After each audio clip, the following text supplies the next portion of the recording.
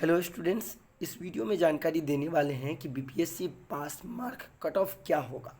साथ ही साथ इस वीडियो में हम ये भी बताएंगे कि कौन से कैटेगरी के लिए कितने नंबर आपको लाने होंगे, तब जाकर के आप बीपीएससी टीचर रिक्रूटमेंट 2023 में आप पास माने जाएंगे।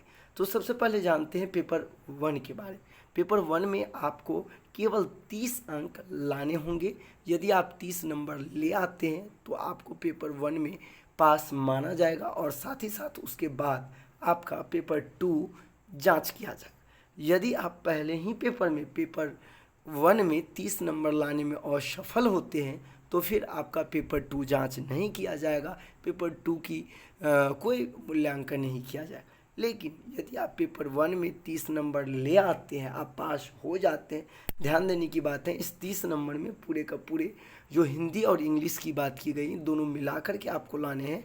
ऐसा नहीं है कि केवल और केवल जो आपका 25 नंबर इंग्लिश है तो उनका भी 30% आपको लाने होंगे, ऐसा कोई भी जिक्र नहीं किया गया। ठीक है, अब हम बात करते हैं पेपर 2 की।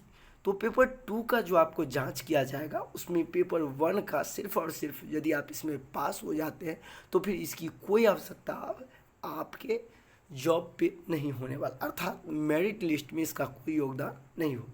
मेरिट लिस्ट का जो निर्माण किया जाएगा वो पेपर 2 के आधार पर ही आपका मेरिट लिस्ट तैयार किया जाएगा।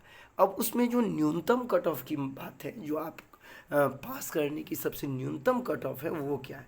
तो यदि हम बात करें जनरल कैटेगरी की, तो जनरल कैटेगरी को इसमें 60 नंबर लाने होंगे। 150 के एग्जाम है, इसमें यदि आप 60 नंबर ले आते हैं तो आप पास माने जाएंगे। ठीक है, अब इसमें है कि ऑल फीमेल में वो सभी कैटेगरी की महिलाएं।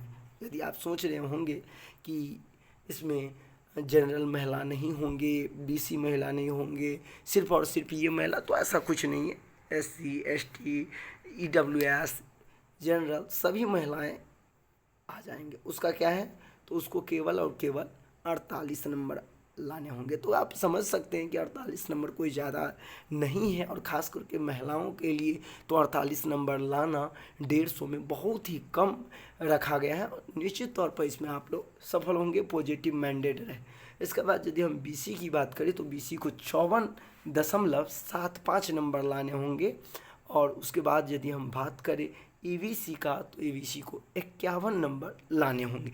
यदि आप इतना नंबर लाते हैं तो आपको पास की श्रेणी में रखा जाएगा, और यदि जो रिक्ति होंगी उससे यदि अधिक कैंडिडेट पास हो जाते हैं तो फिर इसका मेरिट लिस्ट बनाया जाएगा। लेकिन यदि जो आपका सीट है, रिक्ति है, वैकेंट सीट है, उससे कम स्टूडेंट पास होते हैं तो निश्चित तौर पर जो न्यूनतम कट ऑफ है उसी के आधार पर आपका सिलेक्शन हो जाएगा। यदि हम बात करें SC